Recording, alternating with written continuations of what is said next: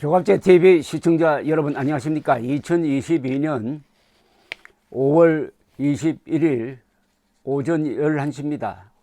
어제 바이든 대통령이 한국에 왔습니다. 오자마자 평택의 삼성전자 공장으로 가서 이재용 부회장의 안내를 받고 윤석열 대통령과 악수를 하면서 아주 근사한 한미동맹의 현장을 보여주었습니다.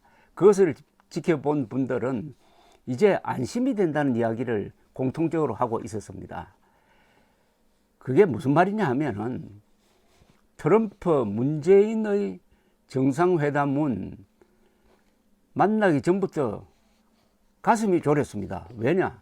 또 트럼프가 문재인에게 속아서 김정은에게 양보하는 것 아니냐 하는 그런 고민이 있어가지고 두 사람이 만난다고 하면은 그 며칠 전부터 잠이 안 왔습니다. 솔직히 말해서. 근데 두 사람이 만나서 발표하는 선언문도 내용이 추상적이고 애매하고 뭐 한반도 평화 프로세스 이런 거짓말만 나열되고 해가지고 뒤끝도 안 좋고 또 만나고 나서 양국에서 하는 이야기가 서로 다르고 이런 걸 5년 동안 겪다가 보니까 어제 그 장면이 얼마나 근사했습니까? 이게 바로 한미동맹이다. 한미 군사동맹뿐만 아니라 이제는 우리도 이제 미국을 도와줄 만한 기술력을 갖고 있다. 즉 전략물자로서 거의 석유나 원전과 맞먹는 영향력을 갖고 있는 반도체 분야에서 우리가 최고의 기술을 가지고 있고 세계 최고의 회사를 가지고 있다. 이것을 등에 업고 윤석열 대통령이 어제 앞으로는 군사 그리고 기술 동맹으로 나아갑시다라고 아주 주도권을 잡는 듯한 당당한 모습을 보여주니까 국민들이 이제 안심이 된다. 이게 바로 정권 교체구나 하는 것을 느꼈을 것입니다. 그런데 타이밍 또한 절묘합니다. 이제 열흘 뒤면은 지방선거가 있습니다. 지방선거에 큰 영향을 줄 겁니다.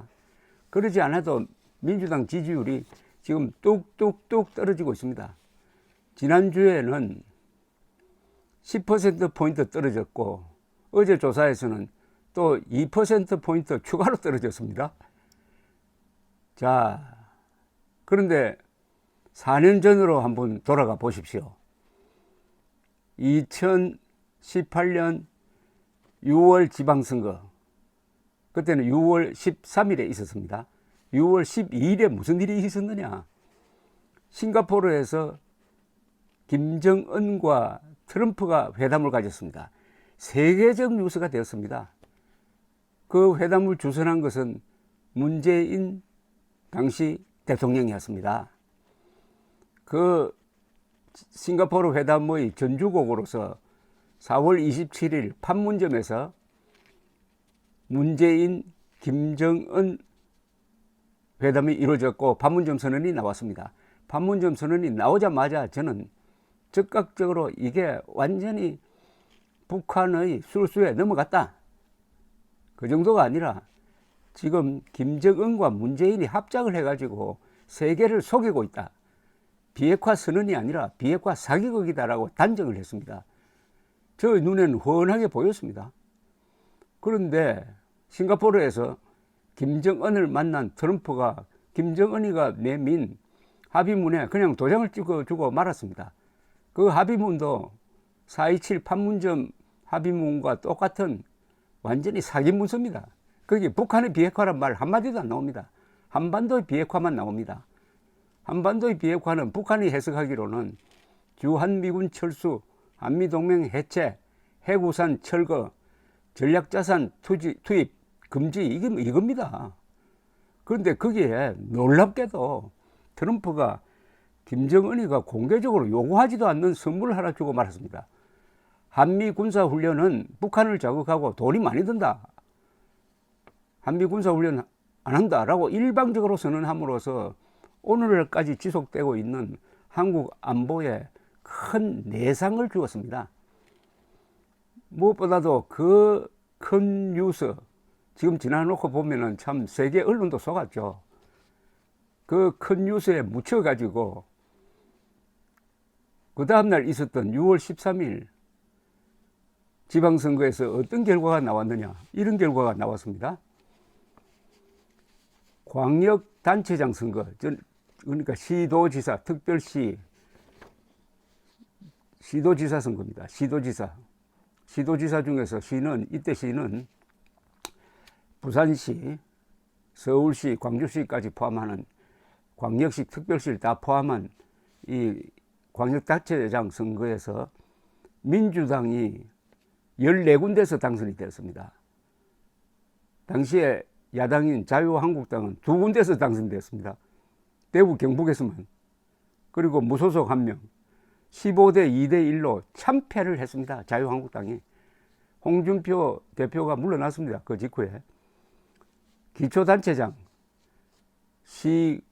그리고 시장 군수죠. 시장 군수. 기초단체장 선거에서는 어떻게 됐느냐.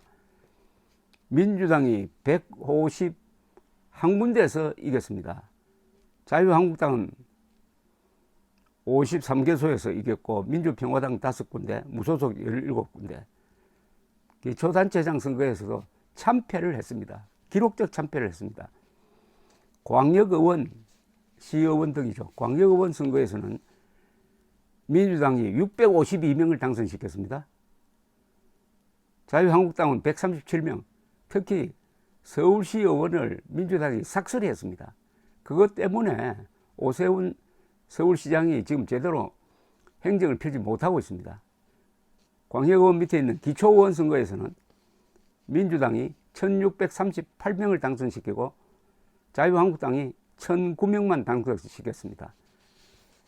완전히 지방선거를 망쳤습니다. 트럼프, 문재인, 김정은 때문에. 그런데 이번 선거는 어떻게 될까요? 거기에 대한 통쾌한 복수가 될 것 같아요. 어제, 오늘, 내일까지 이어지는 2박 3일간의 미국 대통령 방한과 윤석열 대통령의 당당한 모습, 그걸 통해서 우리 국민들이 느끼는 안정감, 이게 결국 투표 행위로 이어질 것이고, 그 투표는 아마도 민주당의 참패, 국민의힘의 대승으로 나타날 것이 거의 확실합니다. 어제 발표된 여론조사를 보면은 지금 경합이 아주 심한 이 경기지사 선거에서도 김은혜 씨가 상당한 차이로 김동연 민주당 후보를 앞서는 것으로 나와 있습니다. 그렇다면은 이 삭슬이가 되지 않을까 하는 생각까지 갖게 만듭니다. 물론 이 선거는 끝나봐야 끝나는 거죠. 지난 3월 9일 선거의 교훈 아니겠습니까? 그렇더라도 큰 판세는 이렇게 전개되고 있는데, 여기에 큰 한 획을 끊는 게 이번 바이든, 윤석열 두 사람의 회담. 그렇다면 바이든, 윤석열이 문재인, 트럼프에게 복수하는 셈입니다. 우리로서는. 그런데 우리는 미국의 민주당에 대해서 오해를 하고 있습니다. 미국의 민주당이 한국의 민주당을 좋아할 것이다. 그렇지 않습니다. 미국의 민주당은 철저한 반공입니다. 물론 공화당도 반공이지만은. 근데 우리와 인연은 오히려 미국의 민주당과 좋아요. 그슬로 올라가면은 조선의 독립을 약속한 그 카이로 선언에 그 문구를 집어넣도록 한 사람이 프랭클린 루즈벨트 민주당 대통령이었습니다. 그리고 대한민국의 건국을 뒷받침해 준 분이 민주당 대통령 트루먼이었습니다. 무엇보다도 6.25가 터졌을 때 적극적으로 파병을 결심한 분이 트루먼 대통령이었습니다. 그리고 월남전 때 같이 싸웠던 시절 미국 대통령이 존슨 대통령이었습니다. 이분도 민주당이었습니다. 존슨 대통령이 한국에 많은 도움을 줬습니다. 특히 키스트 한국과학기술원을 만들어 가지고 한국이 바로 삼성전자와 같은 기술 강국이 되도록 만들어 주는데 결정적 역할을 한 분이 바로 민주당 존슨 대통령이었습니다. 그러다가 카트가 등장하면서 악연이 생겼습니다. 주한미군 철수하겠다고 공약을 했다가 결국 되지는 않았습니다만은, 그때 민주당 대통령 카트와 한국의 박정희 대통령 두 분의 갈등이 11.6 사건의 한 원인이 되었습니다. 그러다가 이번에 바이든 대통령을 만나서 다시 미국의 민주당과 인연을 맺게 되었으니까 참으로 다행입니다. 한국의 음모론자들은 2020년에 트럼프가 부정선거로 떨어졌다고 해가지고 바이든을 그렇게 저주를 하더니 그 사람들 지금 다 어디 갔습니까? 트럼프가 억울하게 떨어졌다고 바이든을 그렇게 저주하던 그 자칭 애국 투사들, 많은 유튜버들 지금 어디가 있습니까? 지금도 바이든 저주합니까? 윤석열과 바이든, 트럼프와 문재인, 천냥지차 아니겠습니까? 그래서 기분이 좋은 주말입니다. 감사합니다.